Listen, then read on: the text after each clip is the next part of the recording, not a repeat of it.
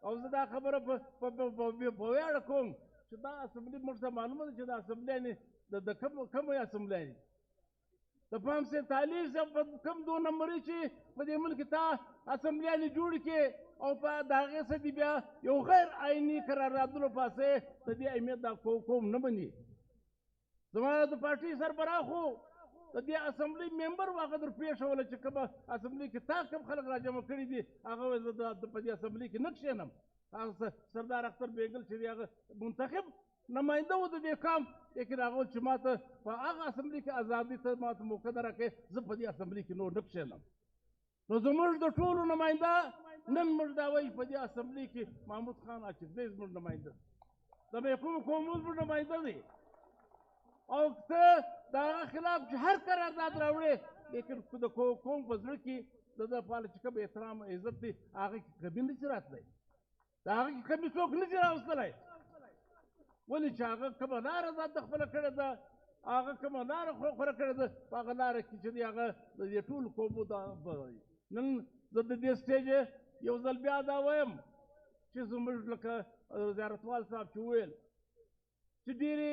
سختې ورځې را روانې دي په دې ملک باندې په دې قومو باندې نو نن زه هغه ټول ښاغلو ته نن د تاریخ یو بل چیلنج لکه څرنګه چې د نن څخه بیخي یو په 100 کاله تقریبا مخته خان شهید چې موږ نن د هغه د 50 کلیزه بناوو نو راسې دغه عید وکړو چې موږ به تر څو پورې چې موږ د غلیم څه دغه حق د قومونو ترلاسه کړی نه وي یعنې د څونه افسوس خبره ده چې نن هغه ټول خلک لکه د عمران خان چې د یو پارټۍ سربراہ دی مشر دی په دې ملک کې نن په دا خبره زه شرمېږم نه په یو سیاسي ورکر زه هم په دې ملک کې تر ټولو لوی یو پارټۍ ده یو چا هغه باندې اعتماد کړی دی هغه د عمران خان پارټۍ و هغه نن ووټ ګټلی دی او د هغه په جیل کې دی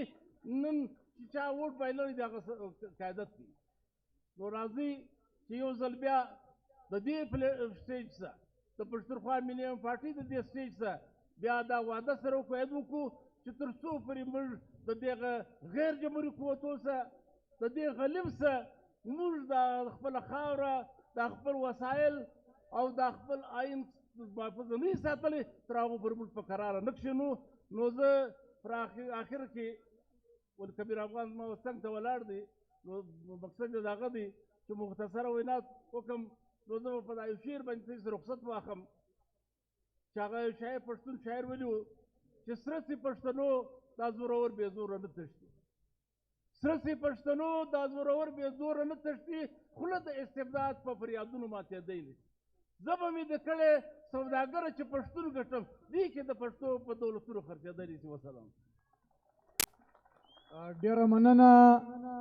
د مسلم اتحاد علاقائی نټس د بړیس قبیلې یو نامتو شخصیت د لوړ کاریز سابق ناظم حاجي عبدالمالک بړیس د خپلو سونو ملګرو سره په پښتونخوا ملي عوامي پارټۍ کې د شمولیت اعلان کوي دوی ته ښه راغلاست وایي. اوس زه د پښتونخوا ملي عوامي پارټۍ مرکزي سکریټري محترم نواب محمد ایاز خان جوګیزي ته خواست کوم چې هغه راشي و تاسو ته خپله وینا وکړي. محترم نواب صاحب.